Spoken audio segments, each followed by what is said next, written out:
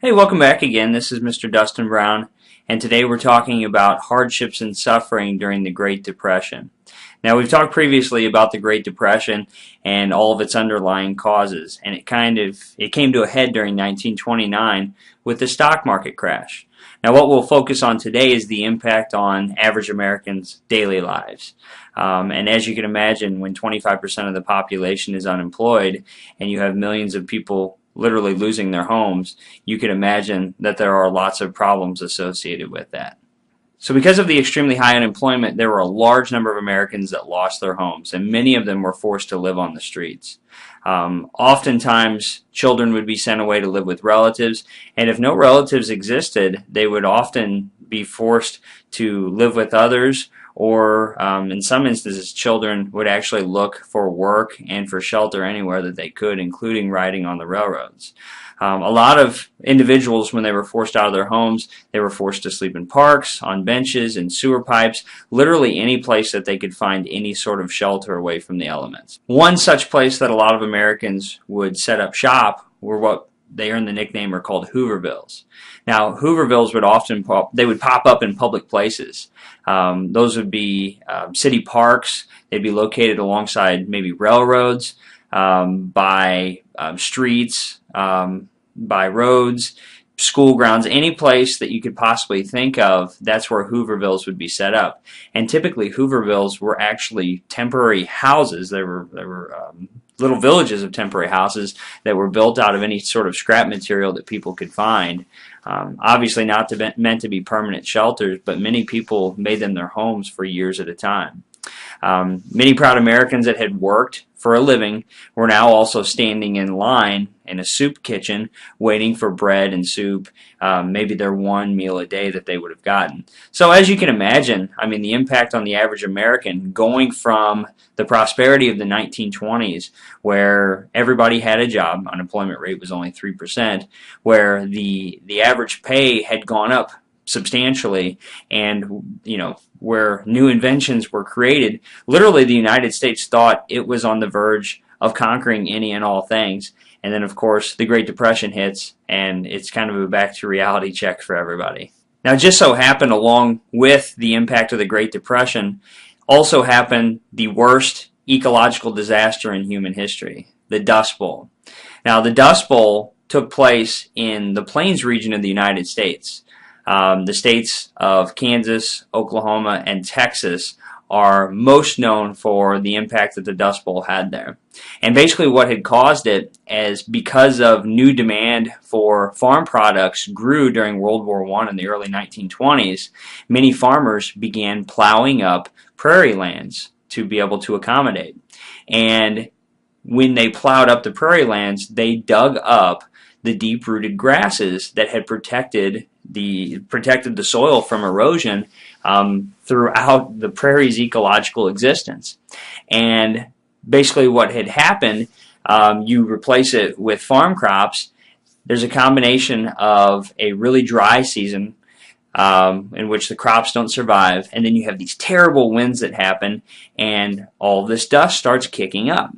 Well, literally, giant dust storms. Imagine like giant thunderstorms that are filled with dust clouds that are flying overhead, and basically this dust is raining down on you. It's coming into your houses, you're breathing the dust in. It's literally killing animals. And in fact, a lot of this dust had gone literally as far away as Washington, D.C. and New York. So the impact of the Dust Bowl was extremely huge. And ultimately, what's going to happen? They kicked around ideas of literally covering the prairies in concrete because they didn't know how to stop these giant dust storms from happening over the period of years.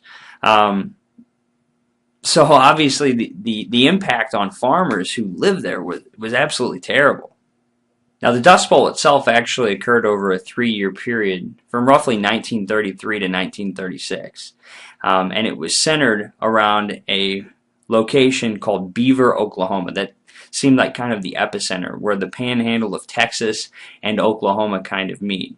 And it just so happened that that's it's a very violent place in terms of thunderstorms and tornadic activity. But when you combined it with the terrible conditions in which the drought was occurring and in which the soil was loose and it was unprotected because there weren't trees there naturally, it created the necessary ingredients that led to the Dust Bowl. And it really seemed as though 1934 was the worst year of the Dust Bowl, because what you have happen is literally millions of tons of soil being picked up by the wind and literally carried and deposited all over the states in the eastern part of the country. And as I said before, like New York City and Washington, D.C., they were definitely affected by the Dust Bowl as well. So you combine the impact of the Depression, farm prices were already low. You have this huge unemployment rate in 1933 of about 25%, and then you have this happen. Life was pretty grim in the Plain States. So because of those conditions in the Plains, many farmers decided that they were just going to up and leave. When you go through years and years of being affected by these pop-up dust storms, you have not only your physical issues with it, but also the psychological issues that came along with it as well. So you have a new term that pops up called Okies. And Okies were farmers that left Oklahoma or the Plains region, and they would often go further to the west to places like California along Route 66, and they would look for opportunities doing other jobs, maybe as farmers, maybe as seasonal pickers of different fruits and vegetables and things like that. Literally, 1/3 of the farmers will actually lose their land in the Midwest. So that's an extremely large amount. And 60% of the population in some places will actually pick up and leave. So the impact on the Plain States, just as the Plains was starting to become heavily settled and starting to kick out farm products and to be sort of acclimated into the rest of American society, you have this Dust Bowl hits. And obviously then 60% of the population is going to up and leave. It's going to have devastating impact on this particular region. And of course, our scientific understanding now has allowed us to understand, windbreaks, proper irrigation, and of course, we now know better ways that we can prevent this sort of thing from happening again. But that didn't help in 1933. Now back to the Depression and itself and its impact on men, women, and children. Now, men, of course, being the main breadwinners, they were accustomed to making most of the money for the household. And sometimes they were often the first to be let go because they were paid the higher wages.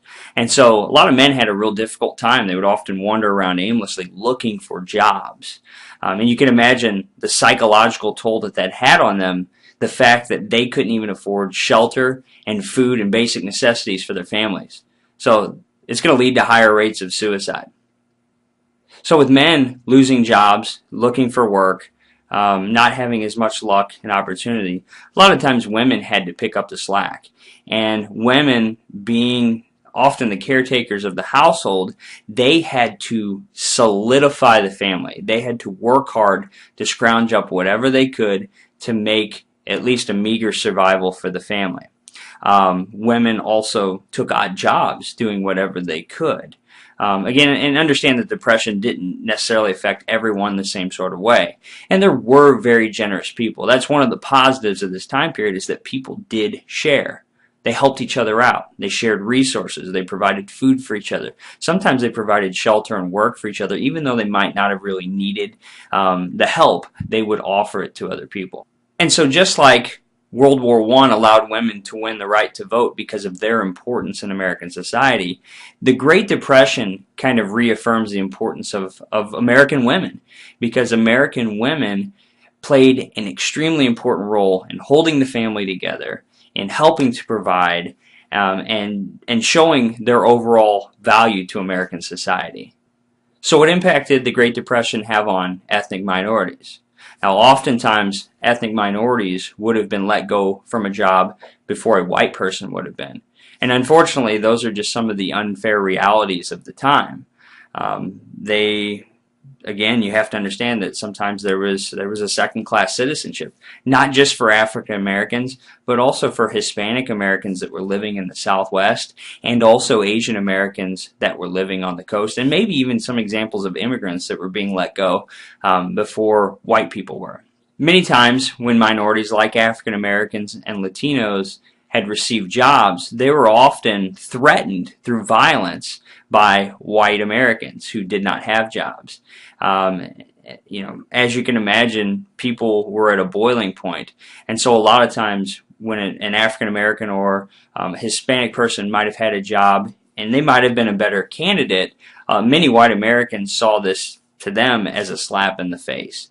And so you see a rise in the number of lynchings and a number of beatings, and of course just general harassment to minorities. So what are the social and psychological effects of the Great Depression? Well, number one, the Great Depression is going to cause a lot of people to make sacrifices. Things that you might have normally done in public, like for example, going out to a bar. We just talked about the Roaring Twenties, going to a speakeasy, listening to jazz music, going to the theater, going to the baseball game. Those are things that you probably didn't have as much money for. People might not have lost their job, but a lot of times they received a pay cut. So people tightened up the belt strap, so to say, and they tried to save money. And actually more people did things as a family. They did more things together. They played board games. They listened to the radio. People often put off going to the dentist or the doctor. Children would often attend school less because they had to help their parents work a little bit more as well. A lot of times kids didn't go to college, which college wasn't nearly as a big part of American society yet as it is today. However, many children, if they were from a wealthier family or a middle-class family, would put off going to college so they could save their tuition money to help out the family. Because that's the thing about the Depression. They didn't know how bad it was going to get. When you thought the worst of it was here, it always seemed to get a little bit worse. One positive thing that does come out of the Great Depression, though, is a change in spending habits. And in fact, it was one of those things that Americans learned their lesson about credit.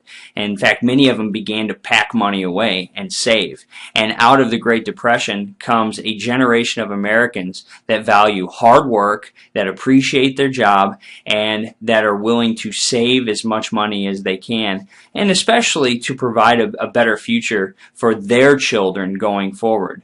And out of this time period, it's going to mold the great generation that will fight during World War I and will have such great prosperity during the 1950s that we'll talk about later. So of course, along with this, because of the lack of money, people began putting off buying clothes.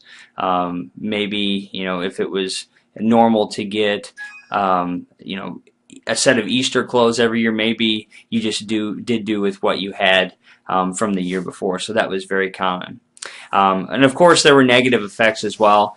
Because many people suffered from depression, many people bought alcohol, they bought cigarettes, and of course alcohol, with the 21st Amendment being passed in 1933, that's going to end prohibition.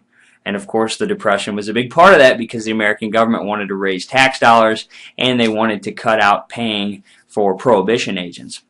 So a lot of people are going to turn to cigarettes, to alcohol, to radio and newspapers for comfort. These are all things that Americans began to spend more time with as a way of dealing with their issues. Because of the impact of the Depression, birth rates and marriage rates will actually decrease because many Americans felt as though they didn't have the money to get married or to take on another child. And in fact, many struggling couples would actually stay together because they were forced to out of necessity. So during the period of 1929 to 1940, the